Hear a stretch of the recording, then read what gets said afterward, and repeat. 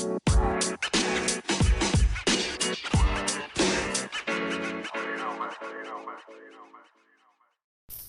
right. Welcome back to the podcast. So, I talked about ancient religions. I want to talk some about modern day religions and kind of more so how I've noticed a lot of modern major religions have this sense of control kind of attached to them. Maybe more so than it seemed like ancient religions did.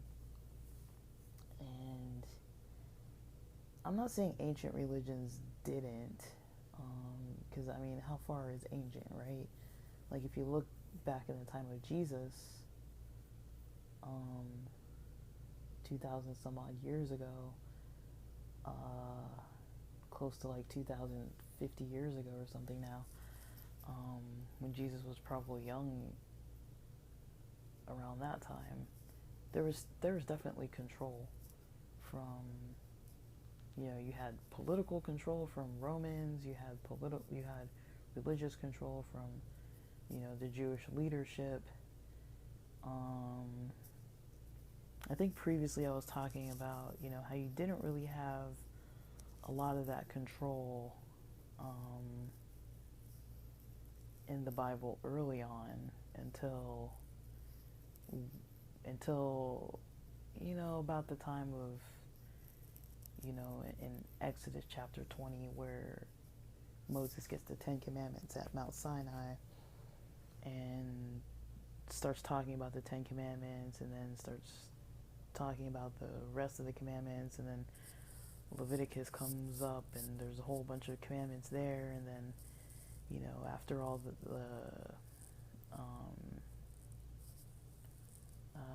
the beginning of the book of Numbers, which this week I think the Torah portion in Jewish culture is starting with the book of Numbers this week as of Saturday sundown, technically. That's when that portion started for this year of 2023.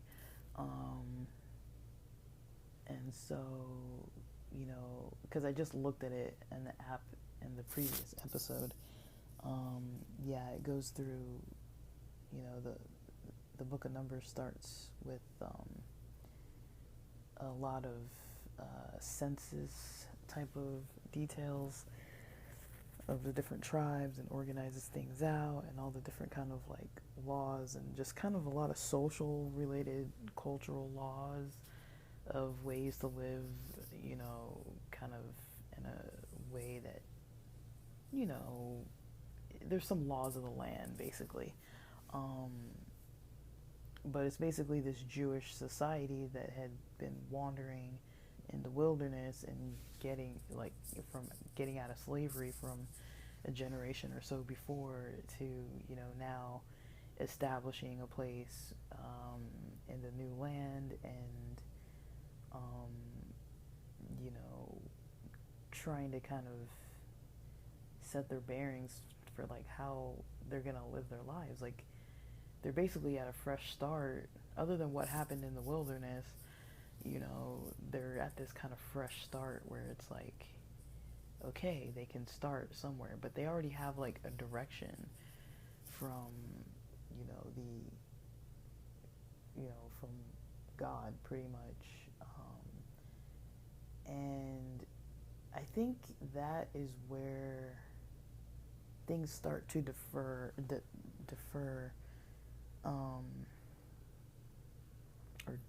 not differ, but things start to differ from pagan practices in the land and Judaism, because you don't hear about many other religions, or like any distinguishing between like who are these other people that are interacting with these Jewish people, right? After they settle in the land. Like, there's a lot of battles and wars and conflict going on. Um, and, you know, uh, yeah, there's just a lot of things happening in those books, in Numbers and Deuteronomy. And so, you get basically a glimpse at how this tribe goes from being not very organized. I'm not saying that not being organized is a bad thing. I think actually it's nice to see, how there didn't seem to be an organized religion early in the Bible, and after the Ten Commandments came at Sinai, you start seeing a very organized religion, organized to the T, I mean, you saw a little bit of that organizing with Noah, um, with the ark, when God's giving all these dimensions. Um, but really, you don't see a whole lot of detail other than when God, in the beginning of Genesis, is creating, you know, the earth and everything on it, and the universe and all that stuff, and then you see, you know, more organization in, the commandments. There's like tons and tons and tons and tons of chapters about what these people need to be doing. And so when I start thinking about it, because, I do like to study paganism too, but I've mostly been studying paganism from like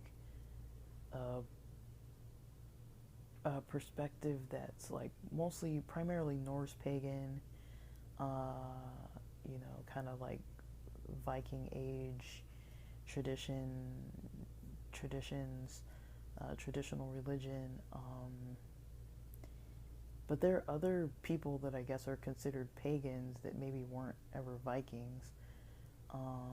But yeah, like that term pagan is used about a lot of these ancient European cultures, but then you also see in the Bible, where there's these different people in the land that start, the wording is kind of like, who are, like, these people are pagans.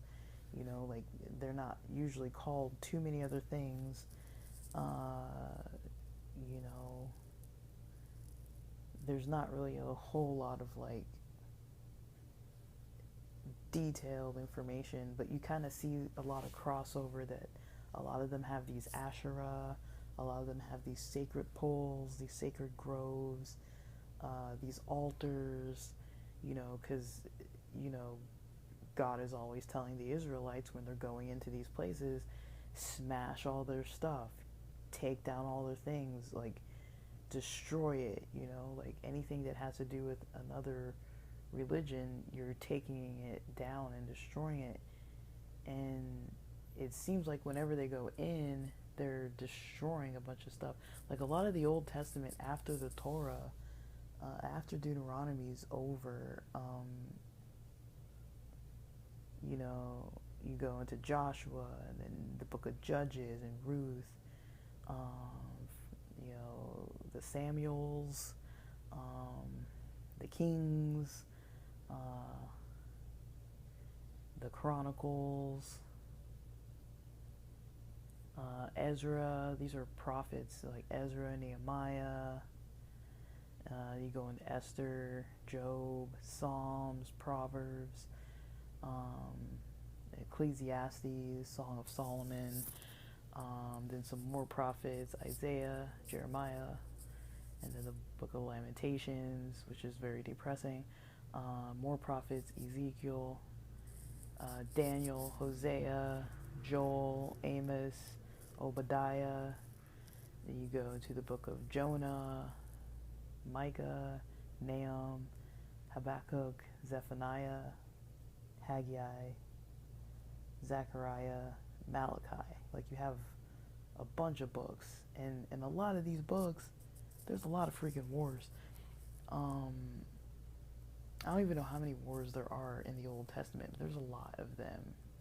A lot of just battles and gruesome stuff and like, armies and all this kind of like all these stories about like these battles and these people just like fighting, you know, across history. And you know, there's people trying to take them over.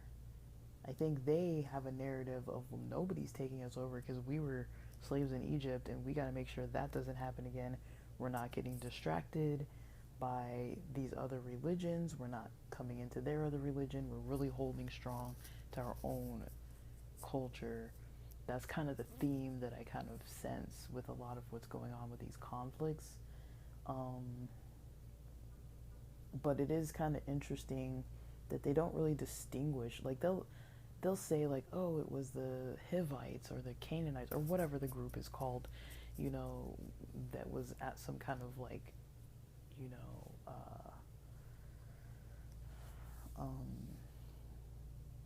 conflict with a biblical group. But I don't know specifically if the Hivites were a problem. I don't know that. I don't even know if there were Hivites. I know there were Hittites. Were there Hivites as well? I don't even know. I might just be like, I'm pretty foggy on these types of stories. I don't remember a lot of the details. But yeah, I just find it interesting that there's a lot of um, just these common themes you just keep hearing over and over, which makes it seem to me like there's these other religions going on that, have a lot of gods, or they might be monotheistic, they might be polytheistic, but they tend to have in common, a practice of having altars, a practice of having some kind of like sacred pillars or something along those lines. Maybe some type of ancestral worship with a sacred pillar or altar, or maybe some type of altar to their god or gods, and different rituals and different like artifacts and things that they might use. But I don't know, like, is it maybe just me that thinks that they kind of had a simplistic, unorganized other religions that weren't really like ultra controlling of their people? Like in my mind, that's how I kind of sense it, is that those other groups might, I could be so wrong because I haven't studied any of these, but they might not have had a lot of like organization and control. It was kind of just like, this is how you worship in this culture. And it seems like a lot of ancient religions, like I was mentioning before, they have this kind of like do it yourself kind of vibe. It's like, yeah, like you do your sacrifices and you do your worship and prayers, and maybe it's a family thing, maybe it's a communal thing, maybe it's a weekly thing, maybe it's a monthly thing. Like there's a cycle that you might be worshiping with other people. Maybe there's an actual set congregation. I don't really know, and I'm interested in looking into these other pagan cultures, each one that the Bible mentions, the Jews having a conflict with. I want to look into each of these cultures, because the thing is that I find interesting is all these stories lead up to, it's basically these people with this organized religion, and they're not converting people, I don't think, along the way. They're not like killing to convert. They're killing to destroy the other religion. Like that's not the main point, but they're at battles for whatever reasons they're at battles for, and in the process they, destroy, what people could use as like things to pass down to different generations about their culture. These things have probably been in people's histories for centuries, as far, or generations at least, because a lot of these religions had like a lot of ancient kind of things going on. Like for them, it was ancient. It was modern for them, but they had ancient things that maybe were passed down to them sometimes too. But I don't know. I'd like to know what it looked like, what those religions looked like. Did they have written texts?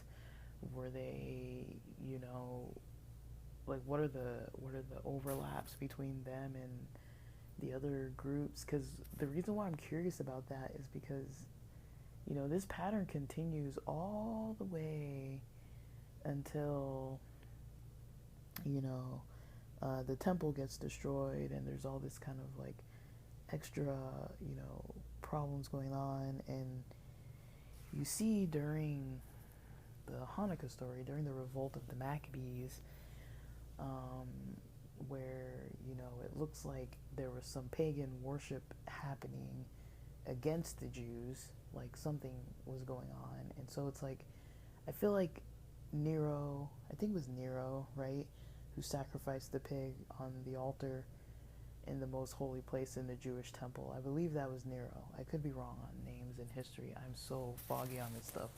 But I'm not like up to date on it, and I find it hard to like remember every time I go back. It just doesn't stick anymore.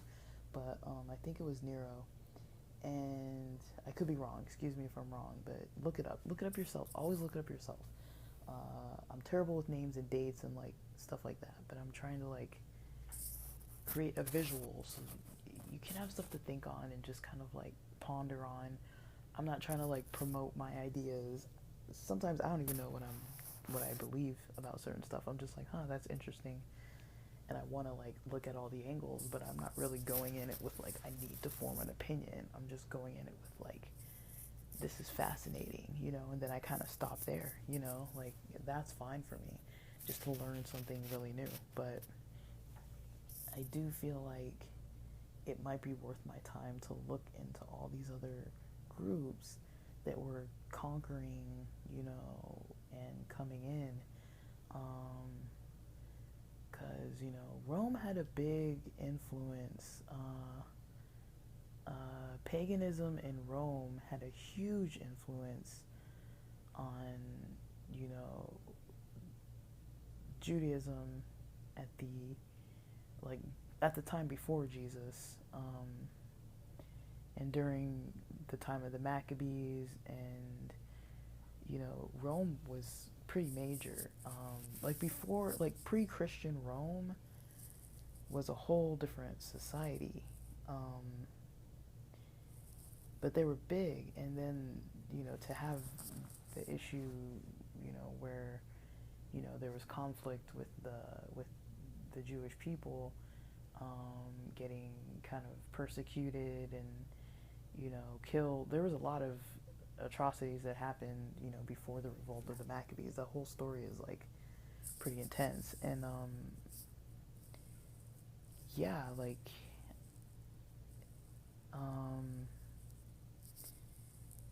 I think the interesting part about that story, or one of the more interesting parts, even if it's not the most interesting, one of the kind of interesting parts about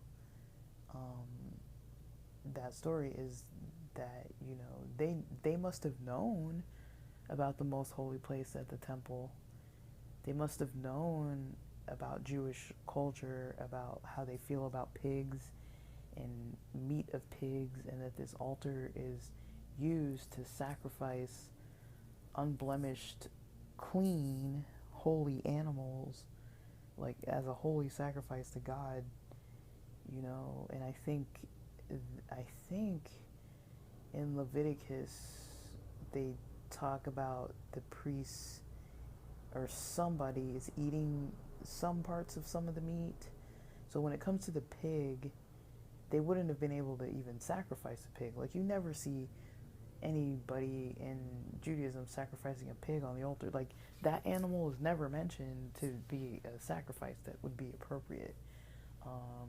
You see rams, sheep, goats, other like pigeons, doves, you know. You don't see pigs. Like, pigs aren't anywhere on the menu. I think I was watching some archaeological documentary, and they were talking about like something about like Jewish settlements, and when they kind of do digs and they can tell that like, oh, there's no remains of like pig in this culture, you know, like they're like people weren't even raising them or anything, like there's no pigs. um and so um I just find it a little bit interesting, you know, that there's, you know, I guess I guess the altar gets reconvocated or whatever the name is, reconsecrated eventually, and things get back to normal, um, or even better for the Jews after that revolt. But um, it's a pretty complex story, and also, you know, I'm just curious about paganism. Um, for no other reason other than that it comes up in the Bible so much, and it's something that I feel like is so ignored. It's like there's so much talk about pagan things that Jewish people are coming across. And even when it comes to the New Testament, there's still that conversation going on. And so it leads me to wonder, you know, how widespread was paganism? How did it differ in all these? How did it differ in all these different countries? It's different countries, different regions of the world. It seems like people had enough of the same type of stuff that God could just say, go to destroy this, this, this, and this, and they all had those categories of like the Asherah, you know, these sacred poles, these sacred groves, these, you know, I don't know what the specific words are, but there's different stuff that God is always saying to destroy, that you see coming up a lot. Idols, gods, you know, temples, things like that. I don't know if it's temples, but like, it seems like, I don't know if these other religions were organized. Were they all the same? I don't think they were all the same religion, like communicating with each other all around the place of like, this is what we believe because we're an organized religion. But it seems like there was like a general belief in most lands that you make a sacrifice to whatever god, or you pray to whatever god, or you have rituals that you perform towards whatever god based on what you need. And usually these gods had some kind of control over your well-being, your health, the nature, you know, like storms and nature and stuff like that would like impact your work, your career, things like, you know, if you worked in a field, if you worked as, you know, raising animals, if you worked as fishing, if you worked in a market in like some kind of sales, you know, you'd have a god to kind of help you with any of these types of situations, you know. And I don't know if there were like monotheistic pagans. Maybe there are. I'm assuming that there are. I think it would be maybe a minority of a pagan tradition, but I'm pretty sure with the amount of pagan groups that seem to be pretty different from one another, I'm assuming that amongst at least some of those, I would assume there would be people who believed in one God and not like multiple, because the Bible does make it seem like all these groups believed in so many gods, and there was never a group that only believed in one God. And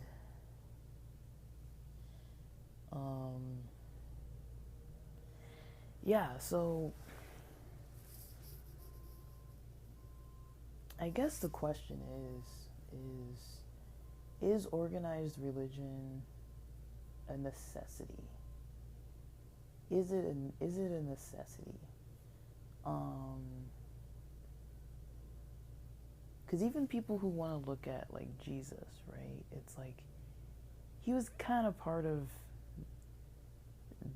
like play the system. It seemed like it's like I'll play the system, but then you can't really call me on it, you know, because I'm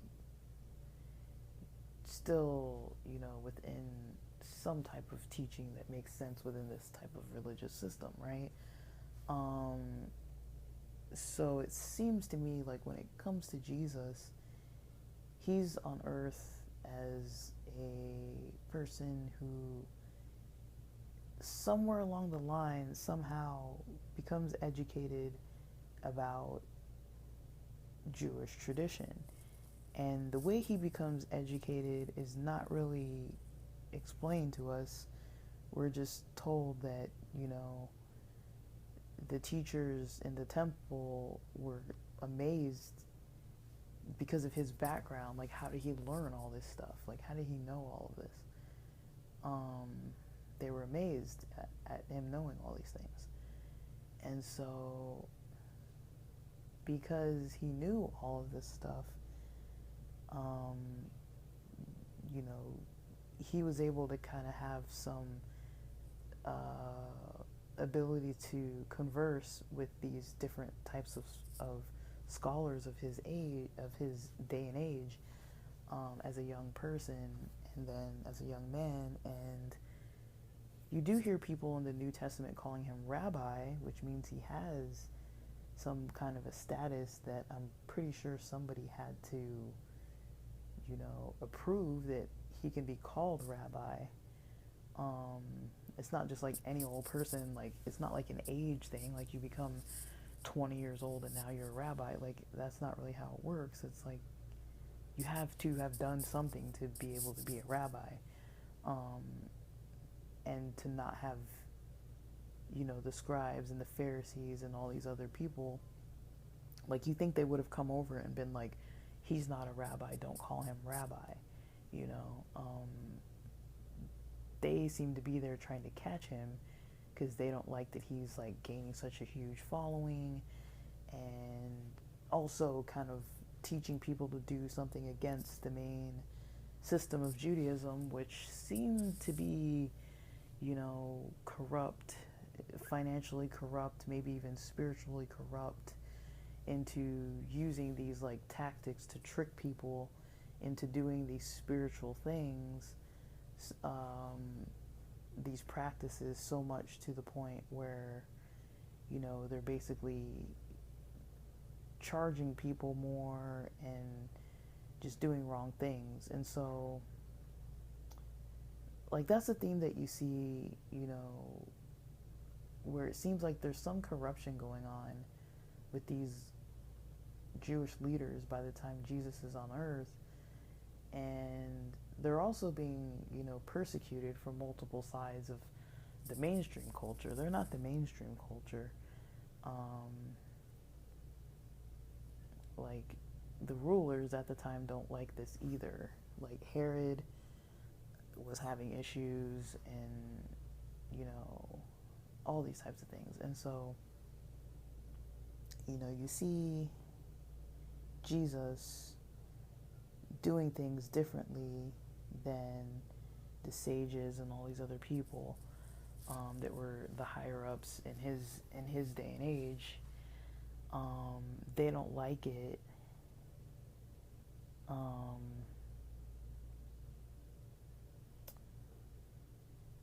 Even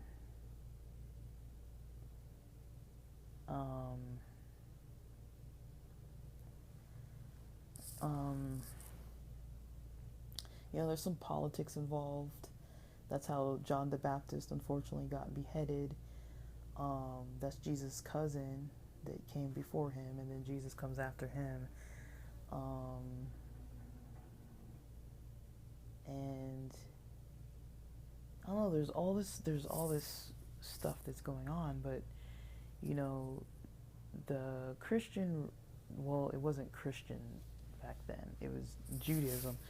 Judaism looks different. While Jesus is walking on the earth, he's kind of promoting these different ideas, and people are gravitating towards it because it seems more humanistic and not so much like gouging the people, preying on them for, you know, their vulnerabilities, and demanding so many things of them that, you know, they're, you know, burdened by it. Like he said something like, you know, my yoke is easy, um, you know, meaning like, you know, what you have to follow, you know, isn't going to cause you like a huge burden. Unlike when you look at the mainstream, you know, Jewish culture at that time.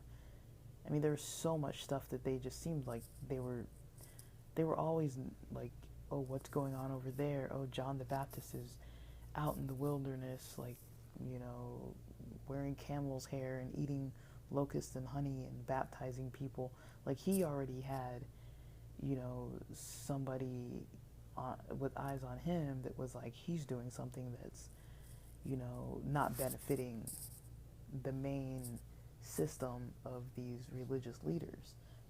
So I think that is when religion starts to become political, is when there's religious leaders who want some kind of gain, and these people are at the top that are kind of dictating the actual practices of a religion. Now, in Christianity, I don't think, at least in modern Christianity, you know, maybe back in the days like of like the early Catholic Church, I think, yeah, there was a lot of like monetary exploitation and people having to pay penance for their sins, and like in money and stuff like that, like, and people getting ripped off by the church and all this kind of stuff. Like, I don't think you see that too much.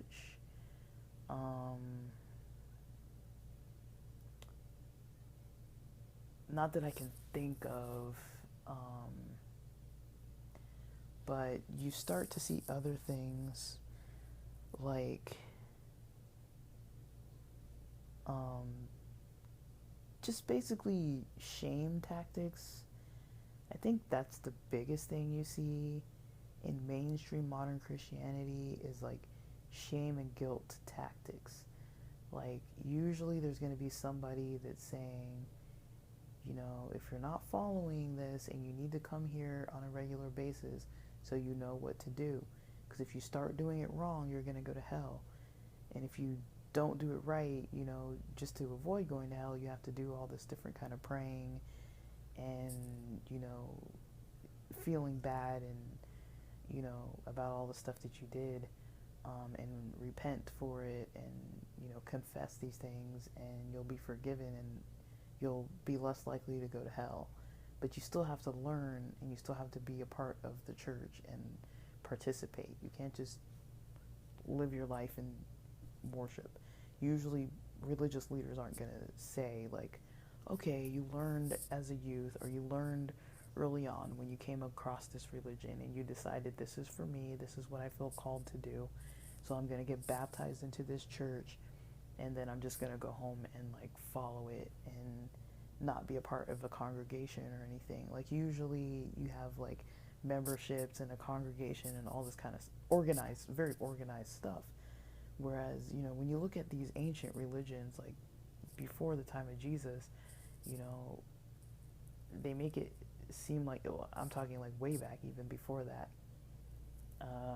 like before Exodus,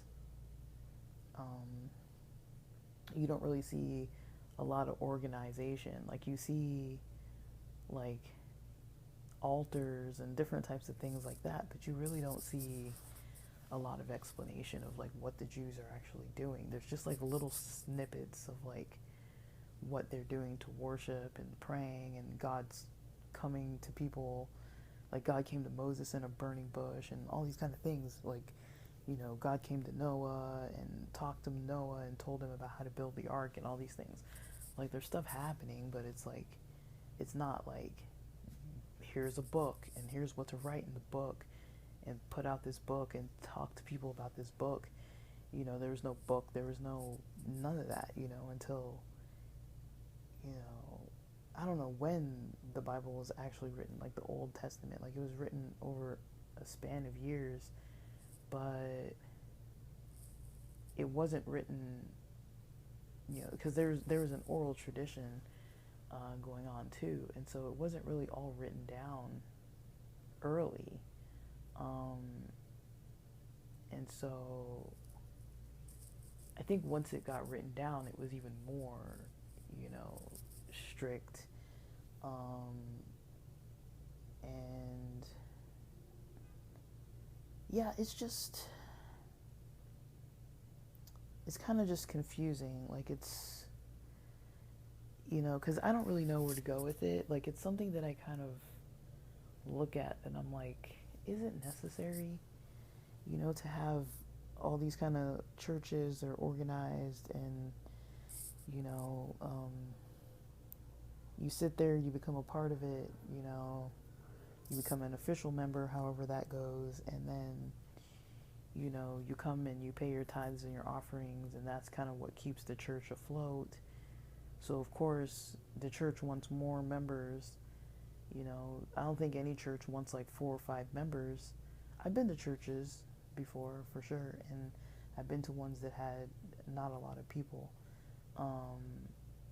And I've been to churches that are like mega churches where you can easily just walk in and sit anywhere and nobody's going to even know you unless you start communicating. No one's really going to know who you are. You can just come and go as you please.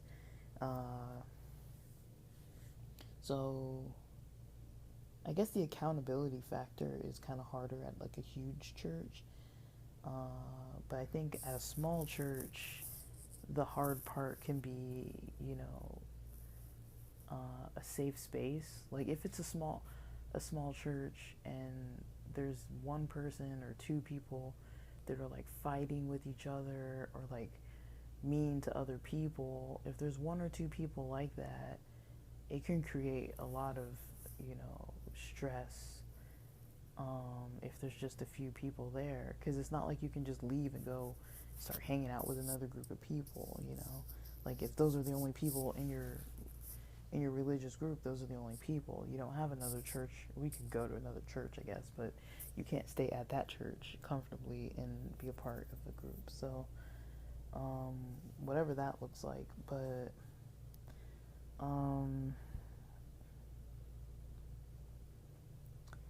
there's that. There's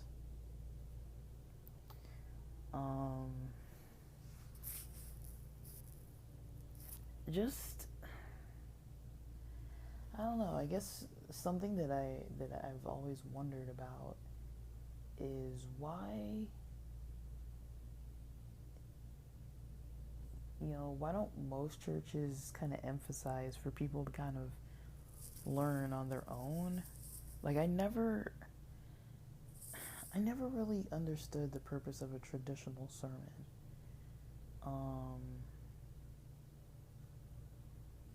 Because I feel like something I've appreciated more was discussion groups.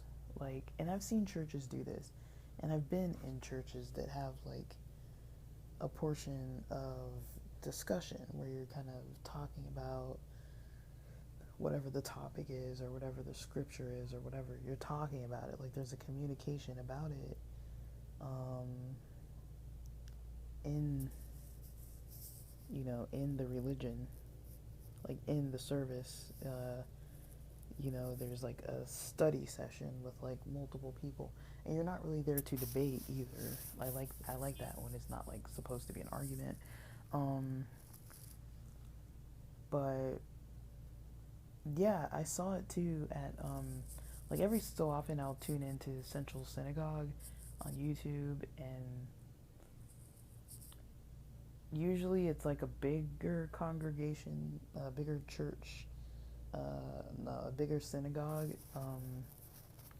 that looks more traditional, and then other times they have like a more casual looking like room that's set up as a synagogue. It's just like got chairs, and like it's still got the ark for the Torah and stuff, but it's not like pews and things like that. Like, it's different. kind of more casual setup. Um, but yeah, it was that one where they kind of had the casual setup that I can't remember maybe if somebody was running late or if they just started it this way, but like they had like kind of a discussion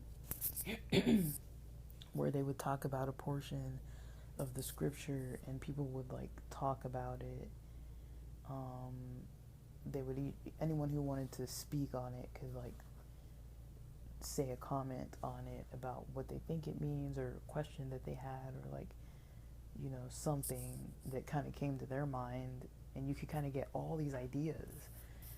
I really liked that. I was like, wow, this is cool, because there was a way that maybe like my mind would gravitate towards like what certain common themes might be that people hear about or learn about, and then there would be other people saying stuff that would be like, I never thought about that ever. I never thought about that angle. I never thought about that approach, and I really like that. Not just somebody up there just like giving you all the answers. You know what I mean? Just like, here's how I say it's interpreted, or how God told me to tell you it's interpreted, and then, okay, go study it. It's like, well, why am I going to study it if that's what you said to do? And God's supposed to be speaking through you, and you're the one telling us, then, I mean, they do often say, too, in Christian religion, for people to kind of go back and, like, prove, but I don't know. Like, to me, it's always just been a little bit confusing because we all know that we come up with different perspectives. So why would they not be important perspectives to hear versus only hearing the pastor's perspective, and that's the only person who's going to talk about what the Bible has to say. Because I feel like that's kind of a very Christian way of doing things. Like, I feel like in Judaism there is a lot more people who speak on the scriptures, who come up to to the bima, and they say like a prayer or like a portion of the Torah. They'll read it. I don't know how many aliyahs get given out at every service, but I want to say it's for every day of the week, right? Isn't there like 7 or whatever portions? I don't know. I could be wrong, but I don't know if that only happens at a bar mitzvah or if it happens in every single service where like people come up and read a portion, and they just come up and read, and that's basically it. And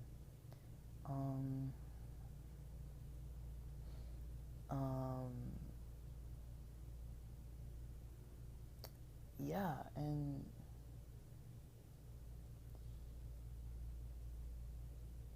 I just think it's very interesting that there's not like a lot of different perspectives in Christianity commonly being given. I think there's kind of lost value in just not hearing what other people have to say, unless they're like fighting on YouTube or something. Then it's like now you get to hear their perspective out of like frustration and anger and things like that. But I kind of like to hear people calmly talking about their opinions. That to me is very valuable. So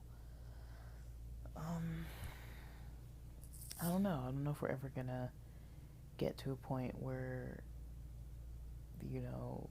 are people ever gonna consider a lot of these things as obsolete, because I am kind of seeing a bit of a shift between, like, ever since the Rona, I have seen like a shift in an overall theme. It seems like maybe a lot of different religious groups and churches and things are having less people coming to their services just because people are out of the practice of doing it. A lot of these services are streamed for free online, and then at the same time it's like, well, if you've kind of like disconnected from the community, like for myself, when I was going to church on a regular basis, you know, like I was always studying, and it's not like a brag kind of thing. Like, it's just I'm a nerd and I like to read stuff. So if you give me stuff to read where I have a space that I can talk about it, I'm gonna go home and I'm gonna read it because I have a place to actually like think out loud and like discuss it with other people who are like-minded that want to talk about these things. Like, I think when I stopped, you know, attending church so much, and or being involved so much in church with like actual discussions and things, then it kind of lost its appeal, you know, to study, because it's like, well, why am I studying? Like, it wasn't like I want to be in the discussion to sound good or whatever. It was just like I like being a part of like discussing, you know, complex topics, and I like to hear other people's ideas and express mine, or kind of just like challenge mine, um, you know, and just kind of sit with it and be like, oh, wow, that's interesting, you know. Um, but yeah, I was very often wondering about all these things, you know, and you know, um, I kind of was getting to thinking just about big picture, you know, and started noticing, you know, there was a point in Judaism when it looked more like paganism, but it was just monotheistic. Um, and then it gets to a point where, you know, it's an extremely organized religion. Um, and, but I guess what I saw different with Christianity is, I guess that's kind of where these whole topics came to my mind, was when I started realizing what was happening with Christianity. Um, you know, I kind of saw how there was this.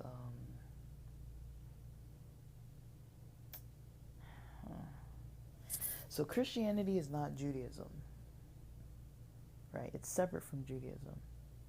Christianity is not paganism.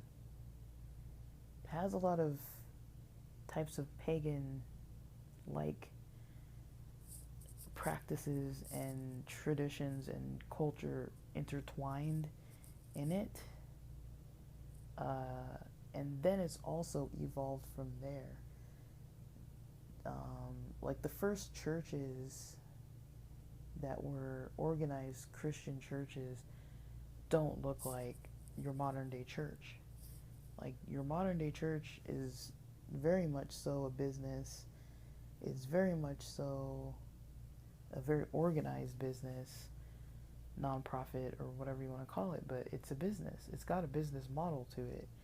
You know, you need members to have a congregation. You can't have a religion and a denomination and a church and nobody in it and nobody pastoring it or leading it, and you have to have different roles in leadership. There's all this different stuff going on, you know.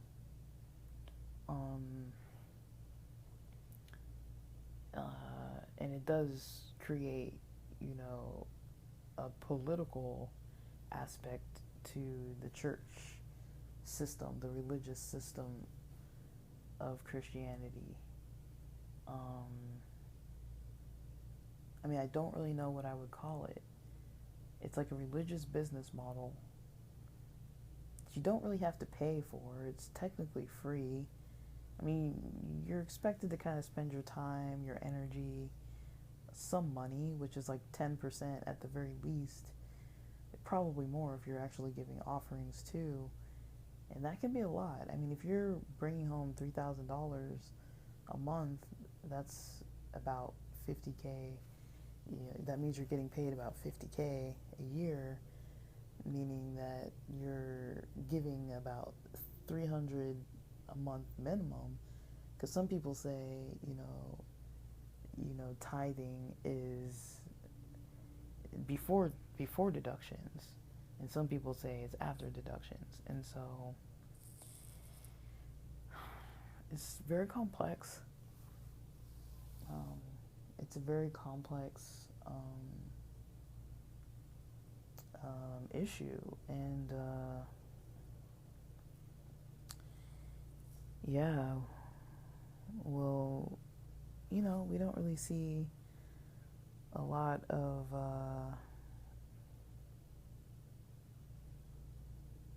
um,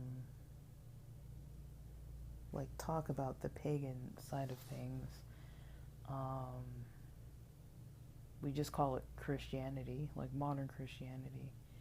Um, we don't really talk about the other things or why it doesn't look like anything in the Bible, or why biblical Christianity doesn't look like Judaism necessarily. Um, I mean, Jesus' way wasn't looking like Judaism either. And so, there's a lot of this like counterculture, mindset with Christianity, I've noticed. They kind of started with Jesus and ends up just where it is today, where, there is this kind of idea of like a counterculture. And I mean, I don't really know. I don't really know exactly what it is. But yeah, I guess counterculture is the best way to describe it. But yeah, it's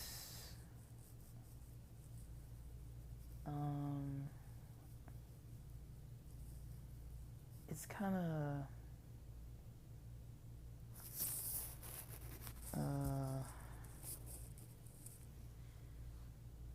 I don't know. Maybe it's a little it's something I'm gonna have to keep learning about, like culturally, kind of like what these other groups were actually doing and what they actually looked like, who they were, where they were coming from, because the Bible seems to kind of lump them all in, like, oh, they're pagans. It's like, okay, but yeah, like, I guess pagans get pretty persecuted by the biblical side of things. And I think it's greatly impacted, at least Norse pagan, religion, because it seems like they don't have a lot of things that survived all this destruction of their artifacts and things that, they can turn to. Yeah, because Christianity was definitely coming in. I was watching this kind of documentary about, Viking history and how, the groups of people were kind of moving, like as far as like how far they spread and where they were moving to. And, it seems like once Christianity, started taking hold, and getting, it got really involved in complicating the lives of pagans. But it seems like even before that, the Jews and the pagans weren't really getting along either. So there's something about this monotheistic culture of like, you got to get rid of all these other cultures of people who worship these multiple gods. And I don't know why. I mean, it seems like it's usually God that's saying, don't, like, don't worship other gods, and don't let other people worship other gods either. Um,